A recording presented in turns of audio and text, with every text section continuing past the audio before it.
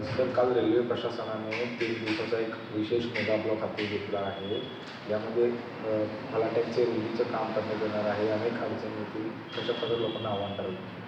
पहा, मध्य रेल्वे प्रशासनाने जनतेच्या म्हणजेच रेल्वे प्रवाशांच्या हितासाठी हा निर्णय घेतलेला आहे. CST रेल्वे स्टेशन ते ठाणे यांच्या दरम्यान जेवढे रेल्वे फलाट येतात त्या फलाटांच्या रुंदीकरणाचं काम सध्या सुरू होणार आहे आणि याकरिता हा मेगा ब्लॉक घेतलेला आहे. याच्यामुळे रेल्वे प्रवाशांचे जे हाल होत होते, जे रेल्वे फलाटांची रुंदी कमी होती ती आता वाढवली जाते, जेणेकरून कोणत्याही प्रकारचे अपघात भविष्यामध्ये होणार नाहीत किंवा त्यांचं प्रमाण अत्यल्प होईल. आणि हे जे काही 2 दिवस जनतेला थोडासा त्रास होईल, त्याच्यामधला शुक्रवार एक दिवस, शनिवार रविवार सुट्टीचेच दिवस आहेत, तर या दिवशी रेल्वे प्रवाशांनी सहकार्य केलं पाहिजे असं मी त्यांना आवाहन करेन. कारण आज जर थोडासा त्रास सहन केला तर भविष्यामध्ये कित्येक वर्ष त्यांना सुविधा प्राप्त होईल. या हेतूने रेल्वे प्रशासनाने हा निर्णय घेतलेला आहे. आणि त्याबरोबर रेल्वे प्रशासनाने आणि खास करून महाराष्ट्र राज्य सरकारने इतरही उपाययोजना केलेल्या आहेत. बसगाड्या त्यांनी प्रवासांच्या सोयीसुद्धा ठेवलेल्या आहेत. 785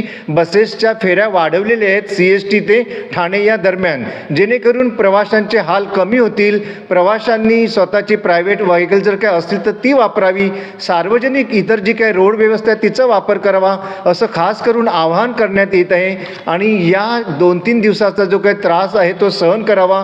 कोणत्याही प्रकारे कोणत्याही राजकीय नेत्यांच्या भूलथापांना किंवा ते जे काही आरडाओरड करत आहेत त्यांना बळी पडू नये असं आवाहन आम्ही खास करून करत आहोत. सर, रेल्वे प्रशासनाने देखील या 3 दिवसा विशेष मेगा ब्लॉकसाठी काही सरकारकडे मागण्या केल्या होत्या. सरकारने या मागण्यांची दखल घेत आता लोकांसाठी उपाययोजना देखील उपलब्ध केल्या आहेत. मात्र तरीसुद्धा विरोधकांचं म्हणणं आहे की लोकांचं मला मोठं नुकसान होत आहे. मोठ्या प्रमाणात प्रवासी हे रेल्वेने प्रवास करत असतात. यांच्या गैरसोयी संदर्भात काय करणार सर? पहा, गैरसोय होते म्हणूनच सरकारने 785 बसेसच्या फेऱ्या वाढवलेल्या आहेत. प्रायव्हेट व्हेकल्स मोठ्या प्रमाणात रस्त्यावरती उतरलेले आहेत. बसेस म्हणा, स्कूल बसेस म्हणा, इतर गोष्टी.